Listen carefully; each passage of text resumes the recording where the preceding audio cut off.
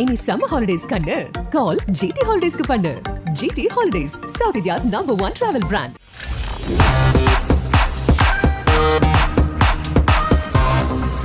Sports கைடன் யூஎஸ்க்கு வணக்கம். இது Sathya present sports guidance the boundary line show with Muthu, powered by GT holidays.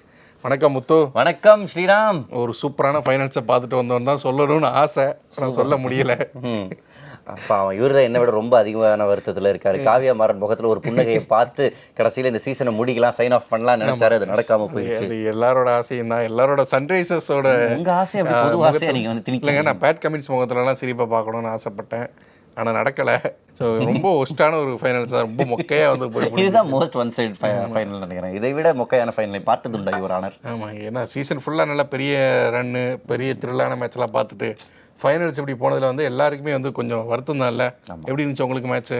இங்கே மேட்சாக இருந்துச்சு, மிஸ் மேட்சாக தானே இருந்துச்சு. ஒரு டீம் அவ்வளோ நல்லா விளையாடினாங்க, இந்த சீசன் ஃபுல்லாக கெத்தாக விளையாடின ஒரு டீமு, இன்னொரு டீம் T20 கிரிக்கெட்டை ரீடிஃபைன் பண்ணுறாங்க அப்படின்னு நம்ம சொல்லிக்கிட்டு இருந்த ஒரு டீம் கடைசியில் இன்னைக்கு எழுந்திருக்கவே இல்லை.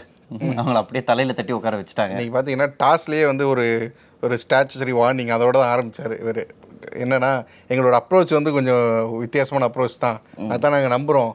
அது கிளிக் ஆனால் எதிர் டீமுக்கு ஆபத்து, கிளிக் ஆகலைன்னா நமக்கு ஆபத்து, அப்படிதான் வந்து சொல்லிட்டு தான் ஆரம்பித்தார். எனக்கு கிளிக் ஆகலை, அவங்களுக்கு தான் ஆபத்தாக முடிஞ்சிருக்கு. என்னென்னா லீக் ஸ்டேஜில் பூரா ஓகே கரெக்டாக போயிட்டுருச்சு, இந்த பிளே ஆஃப்ஸில் மட்டும் என்ன பிரச்சனை வந்துச்சு? இல்லை அது அவர் சொல்கிறது கரெக்ட் தான். நான் முன்னாடியே நம்ம ஷோவில் சொல்லியிருக்கேன், அவங்களோட வந்து high risk game. So high risk game ஒரு நாள் சக்ஸஸ் ஆகிற அன்றைக்கி பிரில்லியண்ட்டாக தெரியும், சக்ஸஸ் ஆகாத அன்றைக்கி ஐயா என்ன ஆடுறாங்கன்ற மாதிரி தான் அவங்க டீம் தெரியும். பட் இன்னைக்கு நாளில் எனக்கு தெரிஞ்சு அவங்க வந்து ரேஷ் ஷாட்டுக்கு அவுட் ஆனாங்க அப்படிலாம் கிடையாது, கிரேட் போலிங்க்கு அவுட் ஆனாங்க. மிச்சல் ஸ்டார்க் என்ன ஸ்பெல்லு ஸ்ரீராம், எதுக்கு 24 கோடி 4 கோடியை திரும்ப வாங்குங்கன்னு சொன்னவங்கள்ல நம்மளும் இருந்தோம். உங்களுக்கு தமிழ் தெரியாதுன்றதுனால நாங்கள் ரொம்ப ஜாலியாக ஷோ ஆரம்பத்தில் நாங்கள் சொல்லி. அவரோட பெர்ஃபார்மன்ஸ் பார்த்தீங்கன்னா ஃபஸ்ட்டு 2 மேட்ச் 3 மேட்ச்சில் எடுத்து பார்த்தீங்கன்னா விக்கெட்டே எடுத்துருக்க மாட்டார். ஒரு மேட்ச் அவர் உட்கார வச்சாங்க, 50 ரன் கொடுத்துருப்பாரு, 4 ஓவர் போட்டு 50 ரன்னுக்கு மேலே 2-3 மேட்ச்சில் கொடுத்தாரு. அப்படி ஒரு பெர்ஃபார்மன்ஸை பார்க்குறப்போ எல்லாருக்குமே வந்து இதுவாக தான் இருக்கும். ஏன்னா அவர் ரீசெண்ட் பாஸ்ட்டில் T20லையுமே பெருசாக பண்ணியிருக்க மாட்டார், ஆஸ்திரேலியாலையுமே வந்து அவர் வந்து சில மேட்ச்சில் உட்காரலாம் வச்சு ரொம்ப பெரிய ரெக்கார்டு எதுவுமே இல்லை T20. அப்படி இருந்தப்போ உள்ளே வந்தப்போ டவுட் இருந்துச்சு எல்லாருக்குமே, பண்ணுவாரா மாட்டாரா. ஆனால் இதேமாரி ஒரு பிளேயர், பிக் மேட்ச் பிளேயர், நான் எங்கே வந்து பண்ணணுமோ டெலிவர்ஸ் when it matters அப்படிம்பாங்க, அதை வந்து கரெக்டாக பண்ணியிருப்பாரு. என்ன ஸ்பெல், அதாவது இவருக்கு இப்போ பயந்து தான் டிராவிஸ் ஹெட் பார்த்தீங்கன்னா நான் ஃபஸ்ட் பால் எடுத்துக்கல, நீ ஆடிக்க வைப்பாரு அங்கே கொடுத்தாரு. கடைசியில் அவரோட போட்ட ஃபஸ்ட் பால்லேயே அவர் அவுட், யார் போட்டதாலும் அவுட் ஆகிறார் போல் அவர் தெரிஞ்சார் டிராவிஸ் ஹெட். ஸோ நீங்கள் சொல்கிறது எல்லாமே இந்த மென்டல் இது தான், அந்த பிக் மேட்ச்சுக்கு ஒரு பிளேயர் எப்படி ரெடி ஆகிறாரு அதெல்லாம் ஸ்டார் கிட்ட. இதில் வந்து பவர் பிளேலேயே முடிஞ்சது நீங்கள் சொன்ன மாதிரி. இப்போ SRH வந்து முன்னாடி குவாலிஃபயர் 1ல் பார்த்துருப்பாங்க KKR vs SRH மேட்ச்சில், அதில் பார்த்தீங்கன்னா பவர் பிளேயில் 3 விக்கெட் ஸ்டார்க்கு, அங்கேயே காலி SRH. இங்கே பார்த்தோன்னா 2 விக்கெட்டு ப்ளஸ் அரோரா எடுத்து கொடுத்துருந்தாரு, ஓவரால் 4 விக்கெட் வந்துருந்துச்சு. இங்கேயுமே பவர் பிளேலேயே கேம் வந்து KKR பக்கம் போக ஆரம்பிச்சிருச்சு. இந்த மேட்ச் ஆரம்பிச்சு ஒரு காமன் நேரத்திலே டிசைட் பண்ணிடுறாங்களே KKR. ஆமாம் அப்படியே போயிடுச்சு, அதுதான் எனக்கு ரொம்ப வருத்தம். நிறைய பிளேயர்ஸ் இப்போ ராகுல் திரிபாட்டி அவர்கிட்ட இருந்து இந்த பிளே ஆஃப்க்கு ஒரு 2 மேட்ச் ரொம்ப நல்லா பண்ணார், கடைசி லீக் மேட்ச் நல்லா பண்ணார், அடுத்த மேட்ச் நல்லா பண்ணார், ஓகே நல்ல பர்ஃபார்மன்ஸ் எக்ஸ்பெக்ட் பண்ணலாம்னு நினச்சோம். அதுக்கப்புறம் ஒரு ரெட்டி, அவர்கிட்ட நல்ல பர்ஃபார்மன்ஸ் வரும்னு நான் நினைச்சேன். ரெட்டிலாம் வந்து சொல்லியிருந்தாரு, எனக்கு வந்து போய் அடிச்சு ஆடுறத விட இதேமாரி சிச்சுவேஷன்லாம் என்ன இறக்குனீங்கன்னா நான் போய் சாதிச்சு காமிப்பேன் அப்படின்னு வந்து சொல்லியிருந்தாரு. அவங்க அதாவது இந்த மாதிரி ஹை ப்ரெஷர் பிக் மேட்ச் சுச்சுவேஷனில் நீங்கள் வந்து ஒரு இந்தியன் பிளேயராக நீங்கள் பெர்ஃபார்ம் பண்ணிங்கன்னா super, nothing like it. But ஒரு ஃபாரினர் பண்ணணுன்ற எதிர்பார்ப்பு நிறைய, ஏன்னா அவங்க ஓவர்சீஸ் ப்ரொஃபஷனலாக வராங்க. அங்கே தான் வந்து ஒரு ஐடன் மார்க்ரம் ஒரு அளவுக்கு எடுத்துகிட்டு போனார், பட் ரொம்ப ஸ்க்ராட்சியான innings. Travis Head towards the end ஒரு டிசப்பாயின்மெண்ட். கிளாசன் அவராலையுமே முடியல, ஆனால் போன மேட்ச் ஆஃப் சென்ச்சுரி எப்படியோ தட்டு மாதிரி நின்று அடித்து கொடுத்து போனார். இந்த மேட்ச் அவருக்குமே வந்து பெருசாக ஒன்றும் போகலை, யாராலையுமே பண்ண முடியல. டீம் மொத்தமாகவே டோட்டலாக கொலாப்ஸ் ஆகியிருந்தாங்க. பவுலிங் திரும்ப சொல்ல வேண்டாம், ஒரு 113 அப்படிங்கிறது ஒரு டார்கெட்டாக வச்சுக்கிட்டு டிஃபெண்ட் பண்ண முடியுமா? முடியாது. இப்போது இவங்க KKRக்கு எதிராக கடைசியில் என்ன தோணுதுன்னா, ஹைண்ட் சைட்டு ரொம்ப ஈஸி இப்போ பேசுறது. என்ன ஸ்ட்ராட்டஜின்னு, நீங்கள் பவர் பிளேயில் அவ்வளோவா ரன் வரலைன்னா கூட பரவாயில்ல, விக்கெட்டை விடாதீங்க.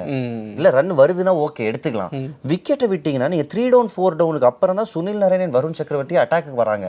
பாதி டீம் ஆல்ரெடி அங்கே காலி. சுனில் நரேன் வரும்போது 4 விக்கெட் போயிருந்துச்சு, அங்கேயே முடிஞ்சிருச்சு மேட்ச். அதுதான் சொல்கிறேன் உங்களுக்கு, அவர்கிட்ட நீங்கள் மிடில் ஆர்டரையும் லோவர் மிடில் ஆர்டரையும் கொடுத்தீங்கன்னா தட்டி தூக்கிடுவார். அவரோட வேரியேஷனை ரீட் பண்ண முடியாது லோவர் ஆர்டர் பிளேயர்ஸால். ஸோ அங்கே அவரோட எக்ஸ்பீரியன்ஸ் வேலைக்காச்சு.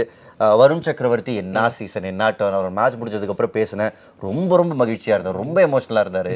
கேகேஆர் பற்றி பேசலாம். என்னன்னா இப்போ பேட் கமின்ஸ் ஃபேக்டருக்கு வருவோம். இங்கே பார்த்தீங்கன்னா கப்பாக வின் பண்ணிட்டு வருஷம் எல்லா கூட்டத்தையும் சைலண்ட் ஆகிட்டே போனார். பட் இங்கே வந்து ஃபெயிலியர் ஆகிட்டார். லாஸ்ட் மேட்ச் அவரோட கேப்டன்சியால தான் வின் பண்ணோம். நம்ம வந்து ஃபைனல்ஸ் வந்தது அஸ் கேப்டனாக ஒரு டீமை வந்து நல்லா கொண்டு வந்துருக்காரு. லாஸ்ட் டைம் பார்த்தீங்கன்னா 10th பொசிஷனில் டேபிளே லாஸ்ட் முடிச்சிருப்பாங்க.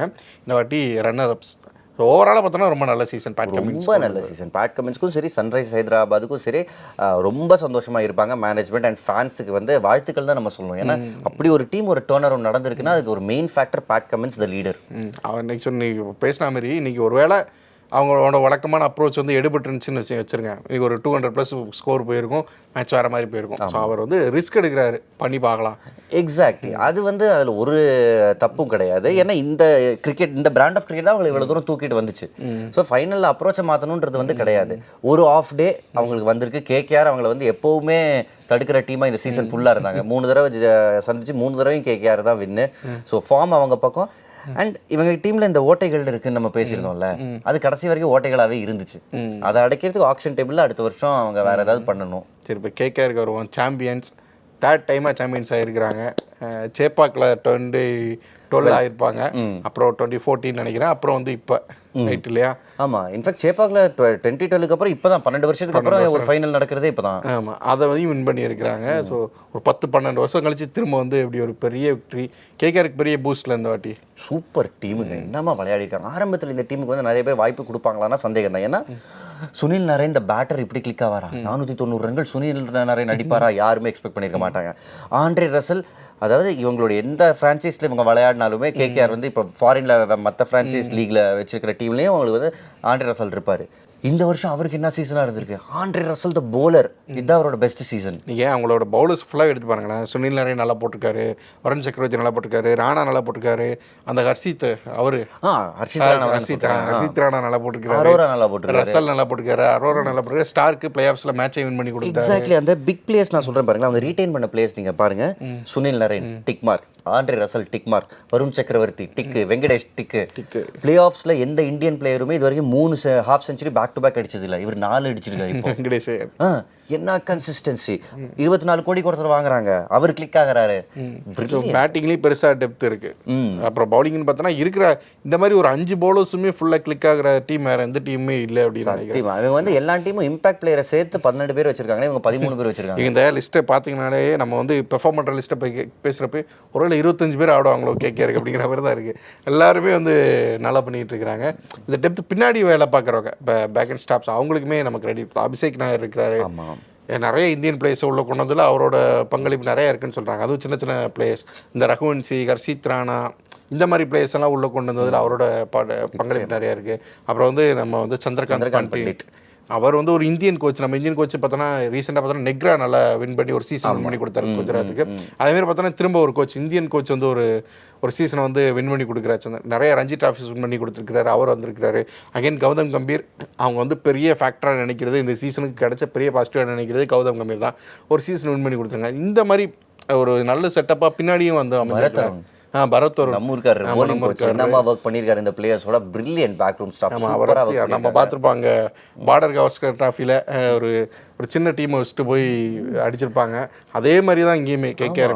மேட்ச் முடிஞ்சோன்னு வருண்கிட்ட பேசுகிறப்போ, வருண் என்ன நடந்துச்சு, ஏன்னா மேட்ச்சுக்கு முன்னாடி வெங்கடேஷ் கிட்ட பேசினேன். வருண் கிட்ட பெப்டாக் கொடுத்தாரு ஷாருக் கான் அப்படின்னாரு. என்னதுன்னா அந்த பஞ்சாப் கிட்ட ஒரு மேட்ச் தோத்தாங்கல்ல, அந்த ரெக்கார்ட் ரன் சேஸ், அவங்க 260 சேஸ் பண்ணிடுவாங்க. அந்த மேட்ச் முடிஞ்சோடனே ஷாருக் கான் சொன்னாராம், இந்த மேட்ச்சுக்கு அப்புறம் இதை விட மோசமாக நம்மளோட பெர்ஃபார்மன்ஸ் இருக்கவே முடியாது. ஏன்னா அவ்வளோ ஒரு ரன் சேஸ்ல இவங்க அவ்வளோ ரன்கள் கொடுத்துருக்காங்க.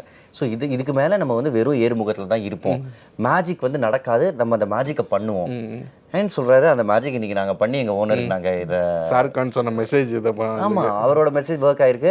அண்ட் இன்ட்ரெஸ்டிங்லி வரும் என்ன சொன்னார்னா, இதுக்கு முக்கியமாக 2 பீப்புள் காரணம். ஒன்று அபிஷேக் நாயர் இப்போ டீமோட இருக்காரு, இன்னொரு தினேஷ் கார்த்திக் அப்படின்னாரு.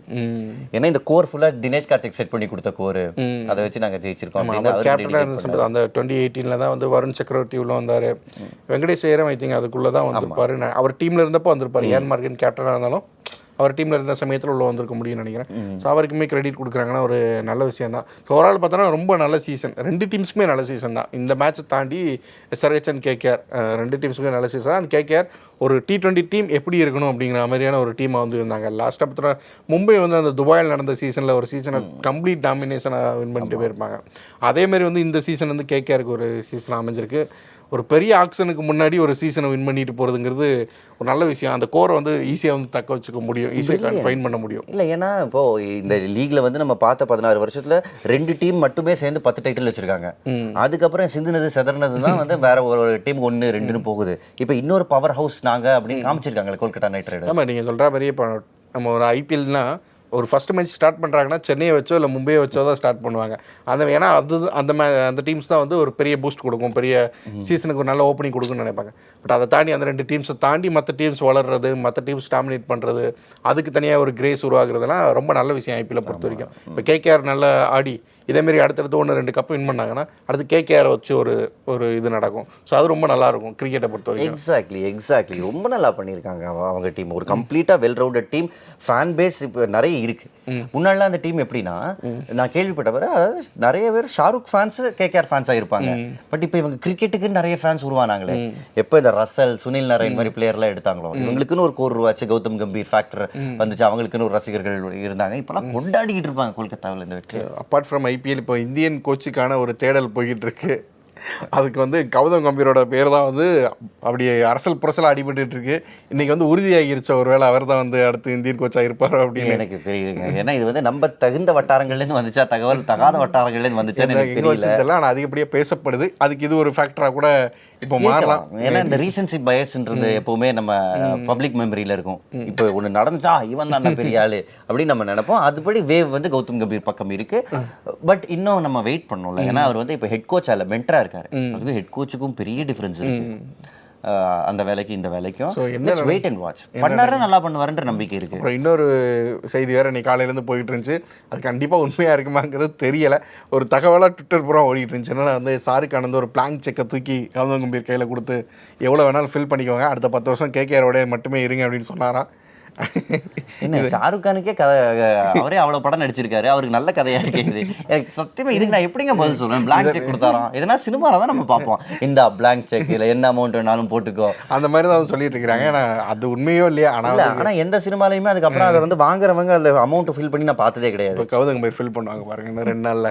என்னன்னா வந்து அது உண்மையாக போய், ஆனால் கௌதம் கம்பீர் அந்த பிளாங்க் செக்னா அட்லீஸ்ட் சைனாவது போட்டுருக்கோம். சுத்தமாக பிளாங்காக இருந்தால் அதில் அமௌண்ட் போட்டாலும் யூஸ் கிடையாது. அது வாங்கின கௌதம் கம்பீரோட பிரச்சனை. நமக்கு வாங்கினாரோ இல்லையா விடுங்க.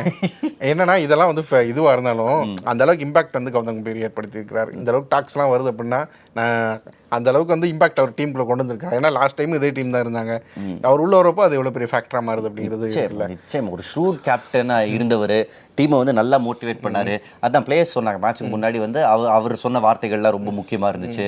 பிளேயர்ஸை பேக் பண்ணுற விதம் ரொம்ப நல்லா இருந்துச்சு. அதெல்லாம் லவ்லி குவாலிட்டிஸ் ஆஃப் கௌதம். சூப்பரான ஒரு சீசனை பார்த்து முடிச்சிட்டோம். ஓவராலாக சம்மரைஸ் பண்ணி சொல்லுங்கள், இந்த சீசன் எப்படி இருந்துச்சு? எதிர்பார்த்ததெல்லாம் கிடைச்சதா? எதிர்பார்த்தது என்னதுன்னா, ஆரம்பத்தில் டெய்லி க்ளோஸ் மேட்சாக போச்சு, அது நான் ரொம்ப ரசித்தேன். பட் அந்த கடைசி ஒரு 1.5 வாரம் சற்றே தொங்கலாக மேட்சஸ்லாம் வந்து நிறைய ஒன் சைடட் மேட்சஸ் பார்த்தோம், நிறைய ரெயின்ட் ஆஃப் மேட்சஸ் பார்த்தோம். அது எனக்கு கொஞ்சம் சரியா படலை. ஏன்னா சீசன் ஆரம்பத்தில் எவ்ரிடே ஞாபகம் இருக்கா, பயங்கர க்ளோஸ் மேட்ச், டெய்லி 200 ஹை ஸ்கோரிங்காக போயிட்டு இருந்துச்சு. ஸோ அது இல்லாமல் போயிடுச்சு லாஸ்ட்டில். அது டிசப்பாயின்மெண்ட் தான். அண்ட் பிளே ஆஃப்ஸுக்கு ஃபேன்ஸ் யூஸ்வலாக எதிர்பார்க்குற டீம்ஸ் வரல அப்படிங்கிறதுமே ஃபேன்ஸுக்கு ஒரு ஏமாற்றம் வந்து இருந்துச்சு. பட் ஓவராலாக பார்த்தோன்னா ஒரு நல்ல கிரிக்கெட் வந்து பார்த்துருக்குறோம். பெஸ்ட் டீம் ஜெயிச்சிருக்காங்க. ஒரு டாமினண்ட்டாக ஆடின டீம், ஒரு T20க்கு இப்படி தான் ஒரு டீம் இருக்கணும் அப்படின்னு சொன்னால் அப்படி அந்த மாதிரி ஒரு டீம் வந்து ஜெயிச்சுட்டு போயிருக்கிறாங்க. ரொம்ப நல்ல விஷயம், ரொம்ப நல்ல விஷயம். அடுத்த வருஷம் இம்பாக்ட் ரூல் இருக்கணுமா இல்லையா, அது வந்து டிபேட் பண்ண வேண்டிய விஷயம். அதுக்குண்டான கமிட்டிஸ் எல்லாமே. ஆமாம், அது பாசிட்டிவ் நெகட்டிவ் நிறைய இருக்குது. அதை ஏற்றுக்கிற யாருமே வந்து அதை வந்து முழு மனசோட ஏற்றுக்கல. இம்பாக்ட் பிளேயர் ரூல் அப்படிங்கிறத இருக்குங்க, நல்ல விஷயம் தான், ஆனால் இதுவும் இருக்குங்க அப்படிங்கிற இந்த 2 விஷயத்தையும் தான் சொல்கிறாங்க. என்ன நடக்குன்னு பார்க்கலாம். சீசன் ஃபுல்லாக நாமளுமே நிறைய விஷயங்கள் வந்து Sriram was fantastic. Vikatan viewers ரொம்ப ரொம்ப நன்றி. ஏன்னா எனக்கு உண்மையிலே ரொம்ப சந்தோஷமாக இருக்குது. நம்ம ஆரம்பிச்சப்போ நம்ம சப்ஸ்கிரைபர் எவ்வளோ 93 93 13 92 இருந்திருப்பாங்க. இதுல ஒரு 20,000 பேர் சேர்ந்து இருக்காங்க நம்ம கூட. Super love each and every one of you. ஏன்னா வந்து சீக்கிரமே வந்து திரும்ப வந்து நம்ம வந்து சந்திக்கணும். திரும்ப வந்து அடுத்து இதே இந்த ஷோ வந்து கண்டினியூ ஆகணும். அது கண்டினியூ ஆகும் நம்புறோம். ஆமா, அது உங்க கையில தான் இருக்கு. அதனால கமெண்ட்ல பெட்டிஷன் போடுங்க. ஆமா, தொடர்ச்சியா வந்து ஃபாலோ பண்ணுங்க, சப்போர்ட் பண்ணுங்க. Thank you so much. Thank you Sriram.